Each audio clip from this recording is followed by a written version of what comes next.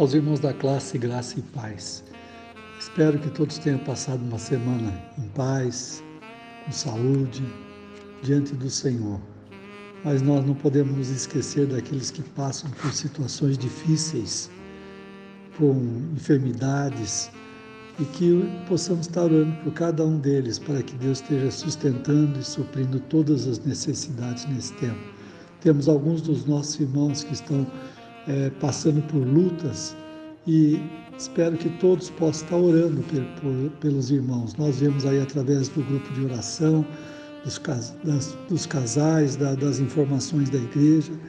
Coloque diante do Senhor, interceda por eles, para que realmente possamos ser vitoriosos em Cristo Jesus. Que cada família, cada um dos irmãos possa estar diante do Senhor. E nós hoje temos um aspecto interessante da nossa lição, que fala sobre os benefícios da fidelidade, baseado em Gênesis, no capítulo 21 até o capítulo 27, tendo como texto áureo o capítulo 24, verso 62.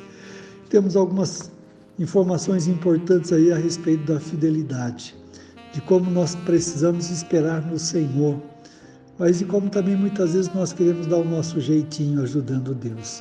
Então é importante que possamos avaliar todas essas situações nesses capítulos aqui e que os irmãos considerem eles, vá a fundo, pesquise, leia, para ter uma compreensão melhor dos acontecimentos nos dias de Abraão, de Isaac, e de poder sentir como Deus age, como Deus trabalha, como Deus dirige todas as coisas segundo a vontade dele. Então a lição de hoje ela nos faz compreender que Deus cumprirá suas promessas no tempo determinado por Ele mesmo e não por nós. Um outro aspecto é de reconhecer a fidelidade de Deus em nossa vida e ser fiel a Deus em todas as circunstâncias, boas e ruins. Promover a paz nas diversas circunstâncias da sua vida. Então, diante desses relatos de Gênesis, nós temos aí situações em que Abraão enfrentou essas questões e como ele teve a oportunidade de agir, como ele se colocou diante de Deus. Nem sempre ele foi bem sucedido, algumas vezes ele falhou diante do Senhor, mas a maioria das vezes ele pôde manter-se fiel, pôde Abraão olhar para o Senhor, saber que ele podia fazer aquilo que ele não podia. Então nós vemos nessa lição hoje algumas questões que podemos pensar. Por exemplo, há promessas que ainda não foram cumpridas na sua vida e que você colocou diante de Deus? Há promessas que Deus já cumpriu na sua vida? Você se lembra? Pense nessas questões durante essa lição e como nós, como servos do Senhor, possamos agir no nosso viver de cada dia. Nós vemos lá no passado que Abraão, quando ele sai da sua terra, da sua parentela, Abraão tem 75 anos. E Deus faz uma promessa dele que por meio dele todas as nações seriam abençoadas. Mas um aspecto interessante era que sua esposa já era estéril, de idade avançada também, porque já não era mais jovem. Mas como esperar isso? Às vezes nós queremos dar um jeitinho na coisa, né? E foi o que Sara quis fazer, né? Vamos ajudar Deus. Eu dou minha escrava para você, você tem um filho com ela. Deixa de seguir a direção de Deus e cria problema. Nós vemos que essa promessa ela só cumpriu 25 anos depois. Abraão tinha 100 anos. Sara, 90 anos. Veja que como que Deus age, como que Deus trabalha, né? Mas o capítulo 21, o verso 1 e 2 diz que, conforme havia falado, fez-lhe como havia prometido. Lá no capítulo 12, o verso 4, Deus prometeu a Abraão que faria dele uma grande nação, por meio do seu filho.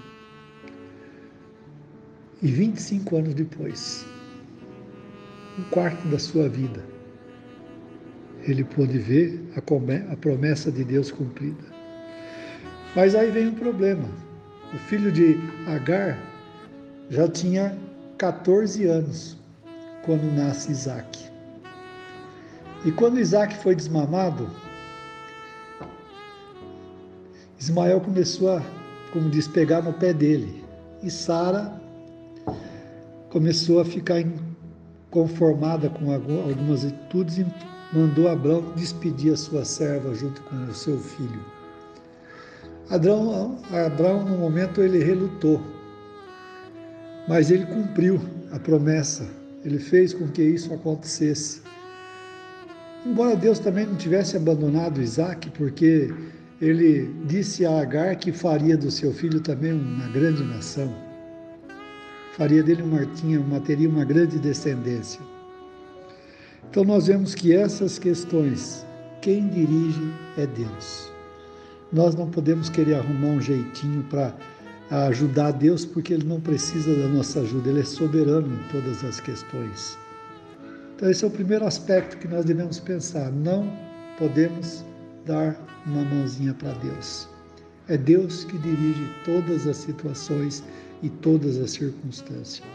Houve um outro incidente em Berseba, no capítulo 21, verso 22 ao 34, de Abrão entre Abimeleque, quando os seus servos tomaram um poço de Abraão, dos servos de Abraão, surgiu um problema e Abraão, ele não relutou.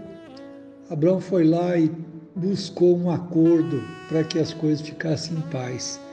Então, essa é uma grande necessidade nossa de buscar a paz em todas as circunstâncias.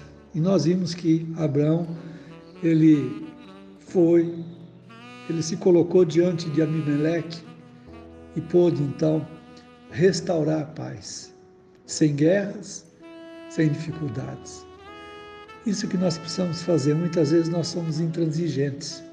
Queremos do nosso jeito, batemos o pé pelo nosso jeito e não chegamos a lugar nenhum.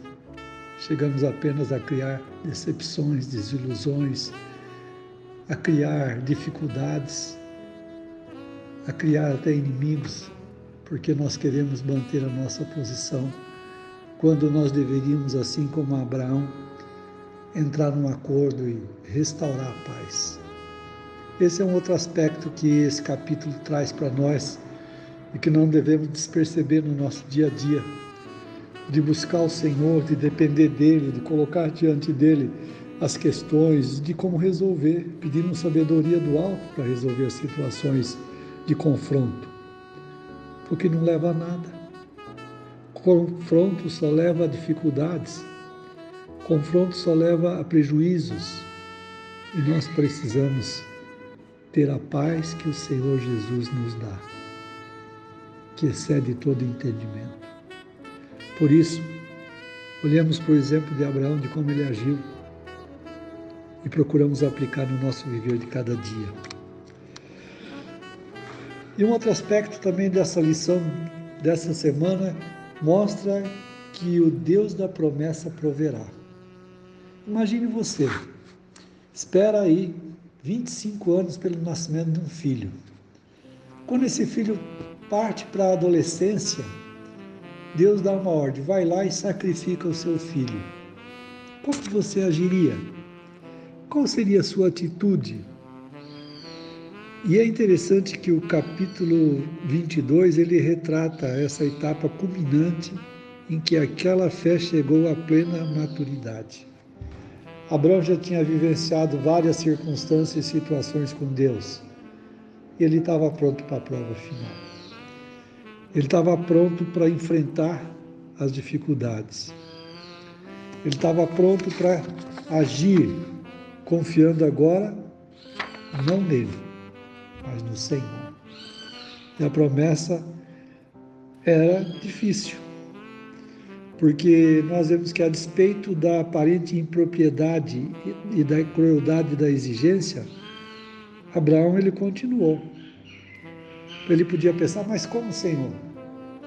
O Senhor me prometeu um filho, eu esperei 25 anos, e agora o Senhor me manda sacrificá-lo? Eu não entendo. Talvez tenha passado isso na sua cabeça, né? Mas ele estava pronto para imolar seu filho. E quando ele se propôs ao ato, o anjo bradou e mostrou que não era para ele fazer aquilo, ele tinha provado a sua fé. Como diz aquele cântico, quando a minha fé é provada, o Senhor me faz crescer um pouco mais.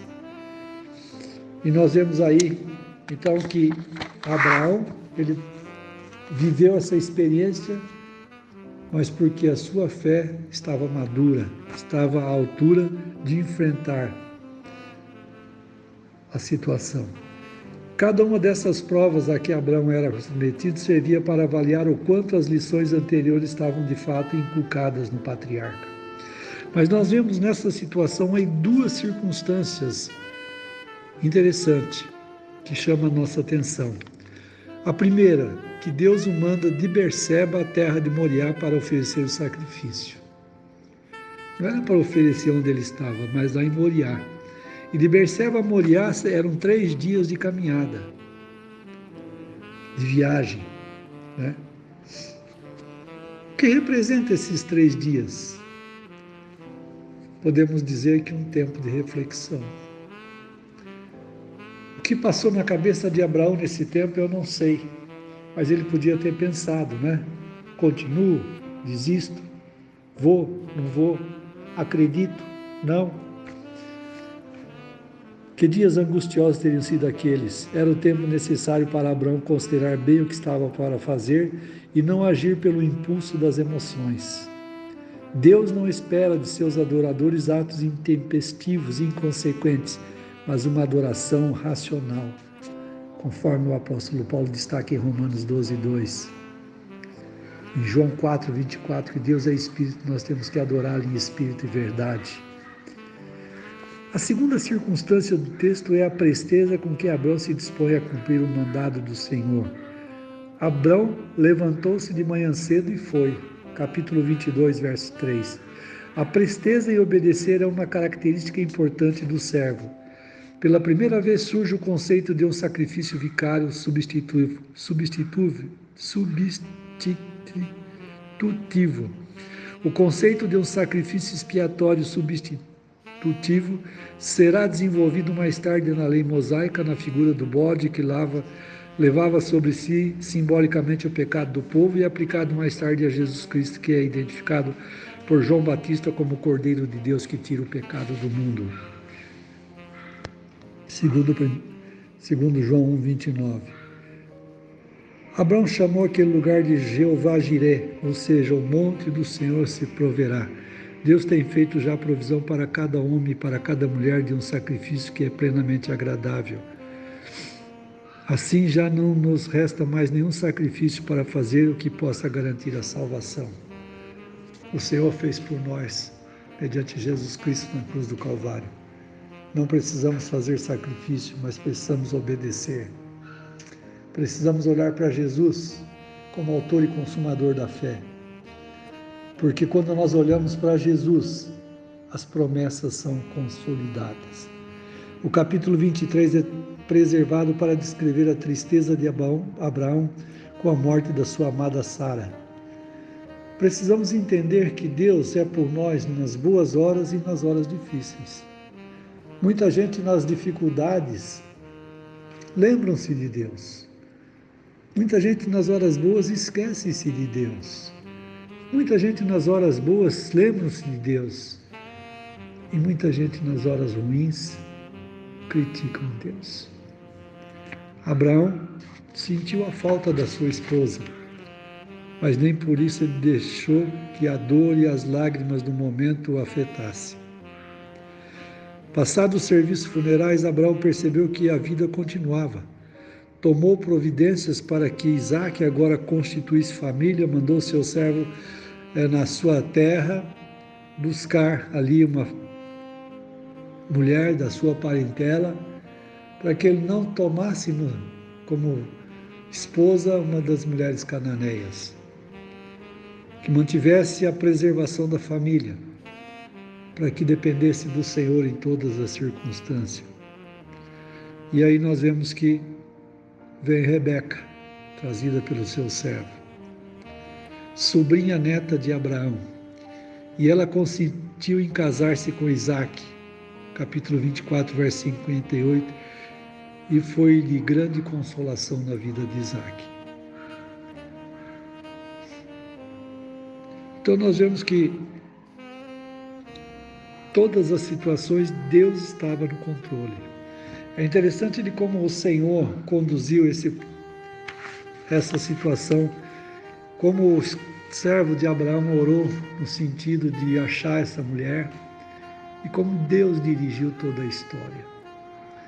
Nós sabemos que as mulheres cananeias, o cananeu ele tinha uma vida devassa religiosa e também idólatra. E Abraão não queria isso para o seu filho. Ele traz alguém lá da sua família. Nós vemos que tanto no Novo Testamento ele exige o mesmo cuidado da parte dos cristãos em casamentos e outras relações. Uma vida conjugal realizada segundo a vontade de Deus e de acordo com a sua palavra será sempre uma bênção.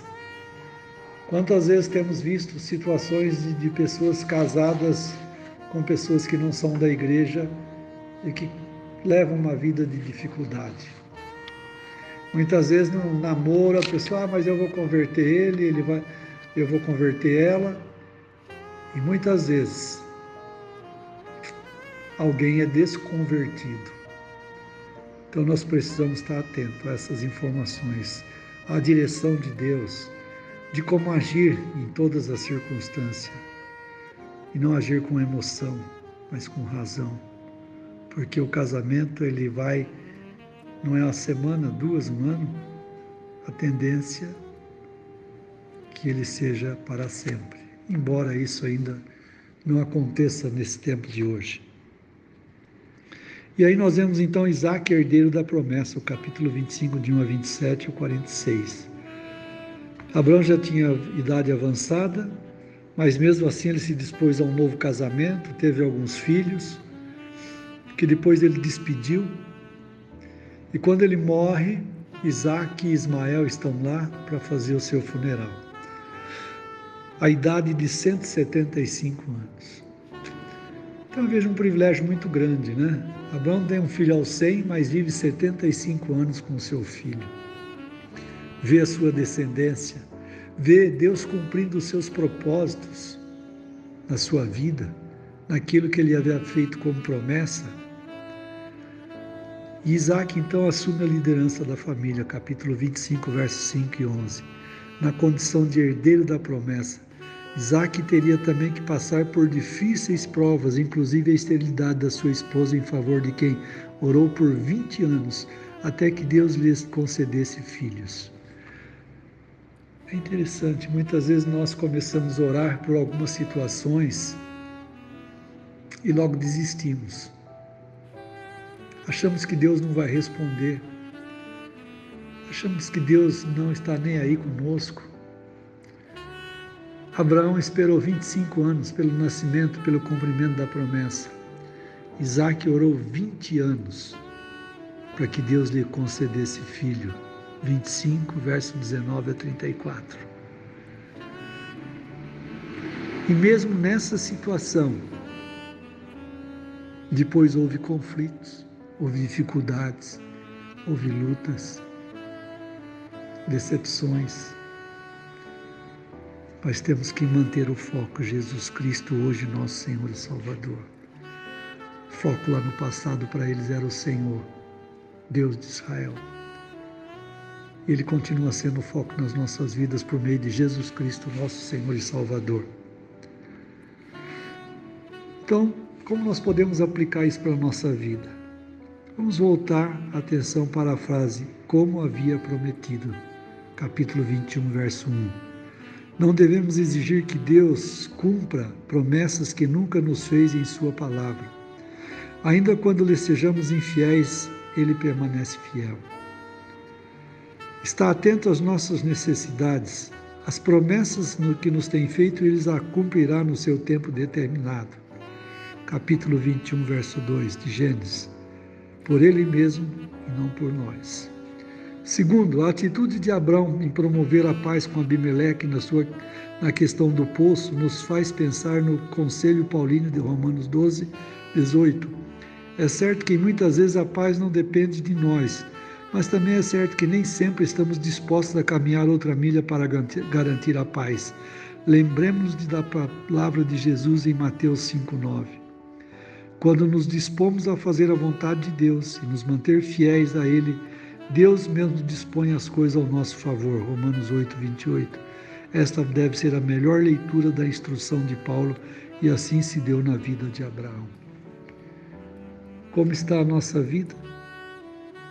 Como olhamos para essas situações e possamos nos aprofundar nela, de tirar lições preciosas para o nosso dia a dia, principalmente nesse tempo de caos que nós vivemos? Dependemos única e exclusivamente do Senhor, em todo o tempo, em todas as circunstâncias, em quaisquer que sejam as situações, porque é o Senhor que proverá. Quero desejar a todos os nossos irmãos e irmãs, seus familiares, uma semana abençoada, guardados pelo Senhor Jesus, com livramento, especialmente nesse tempo de pandemia. Que possamos estar juntos, comemorando mais um ano da nossa igreja, onde essa semana foi uma semana especial de bênção, que muitos irmãos participaram e que amanhã estaremos concluindo com o culto na manhã e na noite. Coloque diante de Deus as suas vidas, que possamos juntos, de mãos dadas, ombro a ombro, continuar caminhando, olhando para Jesus, o autor e consumador da nossa fé. Amém.